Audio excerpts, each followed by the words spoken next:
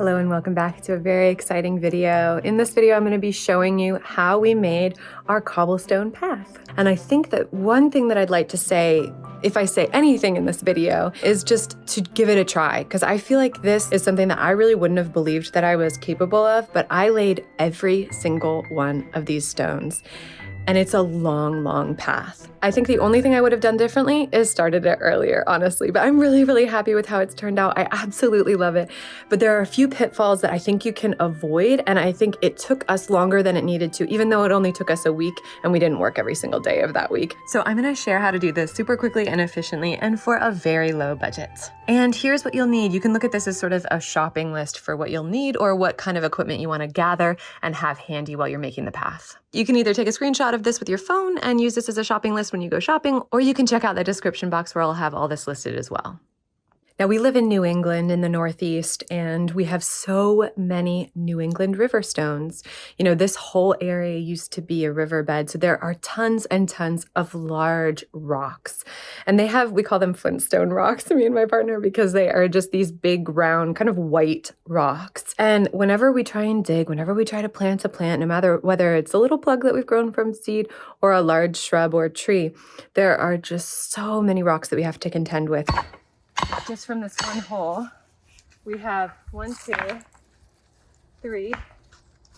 Oh, there's a huge one here. Very soon after moving in, we decided to really put these rocks to work for us. So we use them to create borders. We use them for little rock walls and things like that. But then we had the idea of creating a cobblestone pathway. More rocks for the path.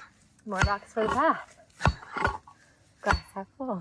And when we try to find online a way of, a DIY way of doing this, we had such a hard time finding one until we found this one video, and this woman was really, really empowering. But the first day that we started, it took us about 4 hours, and we ended up taking all that work apart. Okay, so we've done that much. How long do you think it's taken us? I think it's taken us probably at least 2 hours.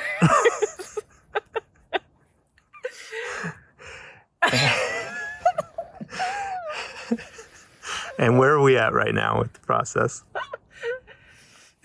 Our marriage is in strain. So I watched this video about how you want to use really big rocks. The video is great, but there were a couple of things about it that, now that I'm in the practice of it, don't make a whole lot of sense to me in our space. So the rocks that we found, they're really deep, right? And that was what she recommended, is like getting deeper rocks instead of smaller rocks.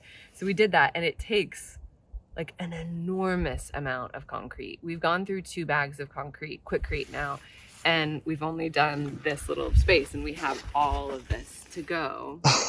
And it's because we have to bring it up so high, because she was saying that using the polymeric sand isn't a great idea because these are so porous. These New England river stones are so porous that it's really hard to get the polymeric sand off of them.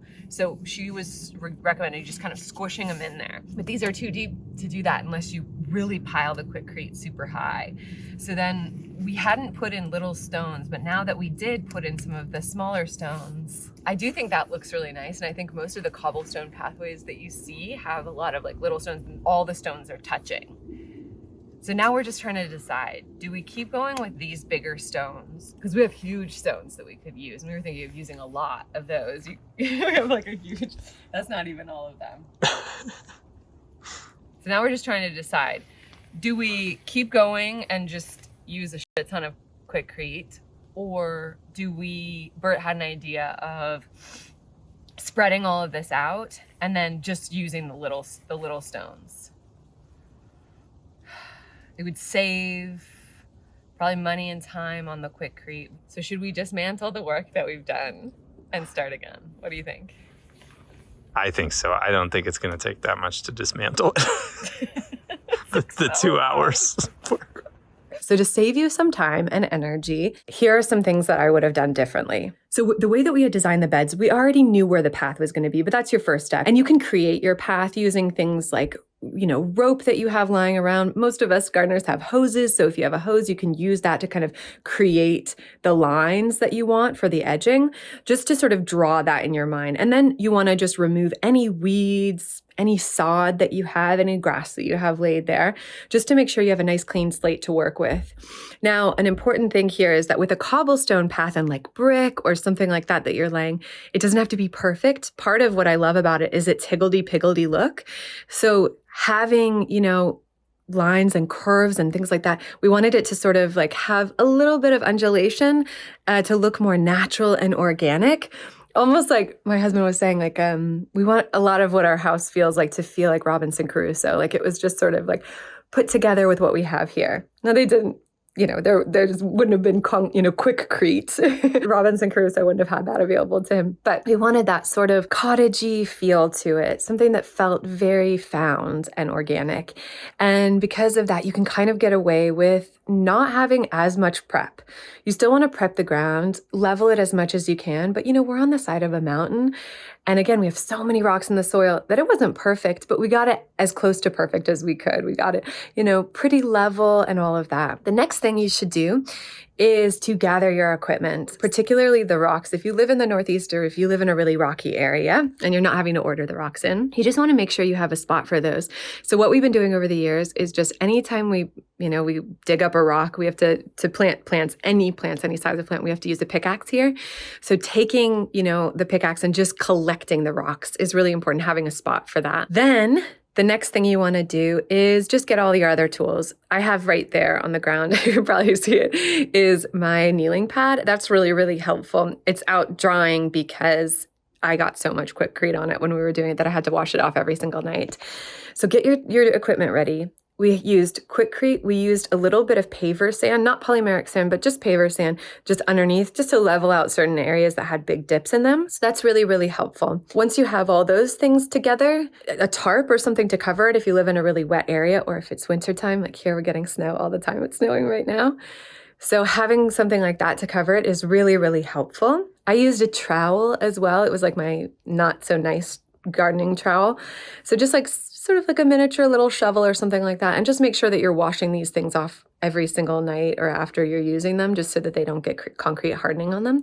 Then you want to have a few buckets to hand. One of these is going to be really helpful to dunk things in so that you don't, the concrete doesn't harden.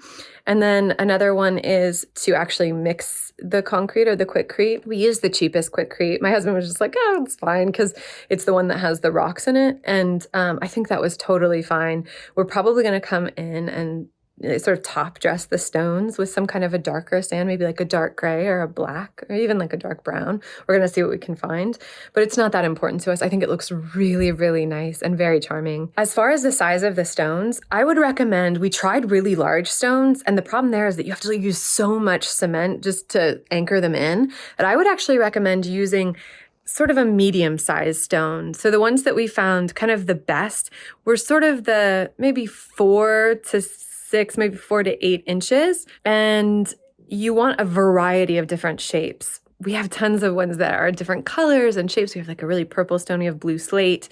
It's really gorgeous. So having a variety of different shapes and different colors, I think is really, really pretty. It looks very magical. And if they come to like a little cone, like a V at one side, usually there's a flat side of the rock. You just want to make sure you're finding that. And then it'll usually, most of them have like a deeper side. So using the deeper side to anchor them into the cement, and then the flat side on the top is really helpful. Okay, so I just want to show you how I'm laying these. We don't have all that much left, which I'm so excited about. So for this last little bit, I think we have one more bag of cement left to do. I just wanted to sort of show you how I'm doing it. So this is a little bit of a wetter consistency, but it's usually somewhere around the peanut butter vibe. So what I like to do is kind of create a little bit of a well for a rock. Sometimes I'll have a rock in mind that I'm going to put in. And then what I like to do is take a rock that's flat on one side, and usually they come to a point at the other side, something like that. And then you kind of create a little bit of a well, kind of like that, and then place the stone inside of there. Wiggle it in, and then I'll like to pack in the cement on either side of it a little bit, like that. Making sure that if I get any cement, like if I knock a little bit of cement on top, I just take the rag and just wipe it off. If you try to spray it off, it will mess with the consistency of the cement. So like here, I'll probably find a rock It's maybe a triangle, maybe either this or this. Let's see, that one will look good. Like that. And then just kind of like tuck it in around, like you're putting it, like tucking it to bed, making sure it's nice and cozy. And then I take this mallet and just kind of tamp it in so that it nestles into the cement. And that way it's really easy to kind of fill in those little cracks if you need to with just a trowel. Just take this in. Again, this is a little bit wetter than it has been, but just kind of tucking it in. And again, if you get anything on the sides, you can just kind of wipe it off, either by hand or with a little rag, just so it doesn't create any weird stains on the rocks. So that's how we've been doing it. It's snowing. It's 30 degrees right now. I'm not that cold, just my toes and my fingers. But yeah, it just started to snow. The other tip that I would recommend is just that you wear waterproof things. So sort of pretend like you're going out in a rainstorm when you're doing this kind of work. I wore a big red rain jacket that I never wear except when I'm doing gardening stuff. And that way I could just hose it off at the end of the night and it was totally fine. I used old gloves that, because it's so cold here, it was getting in the 20s. And so doing this kind of work in the snow and really cold weather, we wanted to make sure that we were nice and protected, but also that's just a nice way so your hands don't, the Quikrete can really dry out your hands. So having gloves on, I think, is really, really helpful. Mixing the Quikrete, we were doing that in a bucket at first. It's much easier to do that in a bigger vessel. So we started using our Gorilla Cart and again, rinsing that off every night, rinsing it out after using it. And that's been totally fine. So then when you lay out the stones, we started laying them out pretty far apart. And then we realized that we wanted to use smaller cobblestones and putting them closer together. That proved really, really helpful. Making sure that you edge the beds before you begin is a great way just to ensure that you can control the lines. That way the Quikrete, the path itself is going to look a lot tidier. So ensuring that you're putting that in before you begin, I think is going to be really, really helpful. Now, weeding and things like that, the video that I referenced at the beginning, she said that you really don't have to worry about that because after a long time, the majority of the only weeds that she was seeing were just weeds that were top weeds. So they weren't coming from underneath through the concrete.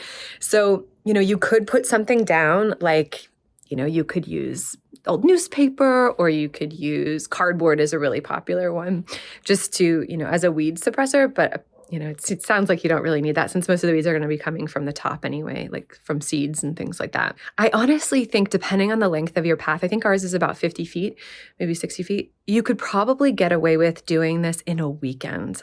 Honestly, if it had been in the summertime where we had longer days and it wasn't as cold, then because I'm getting freezing right now talking to you. But we were just so cold that we had to call it a lot of nights because we were getting wet and cold and it was just a little bit too much for us a few days. Are you feeling tired? Yeah. Oh, yeah. I'm tired. So cold. But if we hadn't had those things to contend with, I think we could have done this very, very quickly. So it's really an easy task. I think especially once you get going, it's a lot easier to kind of pick up momentum and be able to do it quite quickly. The other thing is it's really cheap, especially if you're not, I think the most expensive thing was the edging was pretty expensive. And obviously Quikrete does add up as you use more and more bags. But if you have a small garden path, you could definitely do this for under $100 if you live in a really rocky area like we do, where we're just, most of the time the rocks are like a downside of gardening. They're not a benefit. So if we can switch that and turn them into a positive aspect, a benefit, a resource that we can use, that's amazing to be able to make these really beautiful, whimsical features in your garden, hardscape features, for not very much money. Also, if you live in an area where it's pretty easy to dig up, you could honestly fill these in with soil. If you don't have a freeze thaw with lots and lots of, heaving and rocks coming to the surface and things like that, and you don't have a mud season where there's just going to be a whole mess of things, then I think you could honestly get away with doing this just either with paver sand in between or just doing it with, digging it into your natural soil. I would really recommend covering it every night. We used some tarps and then recycled some trash bags. And I think that's a really handy way of just making sure, even if it's not wet where you are, sometimes the dew point can really affect things. And you just want to make sure that you're not really affecting the consistency of the Quikrete as it solidifies. The other thing with that is that if you get anything on the stones as you're doing it, any of the Quikrete on the stones, you want to just wipe that off quickly. So having a rag handy, I found to be very, very helpful. I believe in the video that I was watching, she mentioned sort of spraying it off quickly. I just found that if I were to do that, it would affect the consistency of the Quikrete. And I wanted to really maintain as much of a consistent consistency as I could. As much consistency as I could with that mixture and the ratio. My husband was mixing it with a shovel. So that was sort of his process. He was like the concrete mixer. And so he was just doing one bag, 80-pound bag of Quikrete and using 2.8 liters of water plus a few extra splashes if it was looking super dry. So that proved to be really, really helpful. And the consistency of peanut butter is sort of what you're looking for. Not too thick, not too watery, somewhere in between. You don't want it too gloopy. You want it too stiff, somewhere in between. So peanut butter is a really good description of that consistency. When you use stones that are really, really small, I think it has its purpose in little areas to sort of like fill in gaps. But if you use mostly smaller stones, I think from a distance it ends up looking a little bit more like gravel than like a cobblestone path. So that's just something to think about depending on what you're going for. But yeah, I'm so glad we did this project. It was a lot of work. We're both pretty sore. My forearms and hands and fingers are really sore. But I'm so glad that we did it. It's a project that we've been wanting to do for so long, and I cannot wait to see all of the spring bulbs when they come up. So thank you so much for watching. I really hope that this helped if you wanted to create a really whimsical, beautiful garden path, and I'll see you again very soon. Like if you like, and subscribe if you're not already. It really does help us. We're a small channel hoping to grow, and I'll see you again soon. I'm gonna go in and drink some tea and get warm. Bye.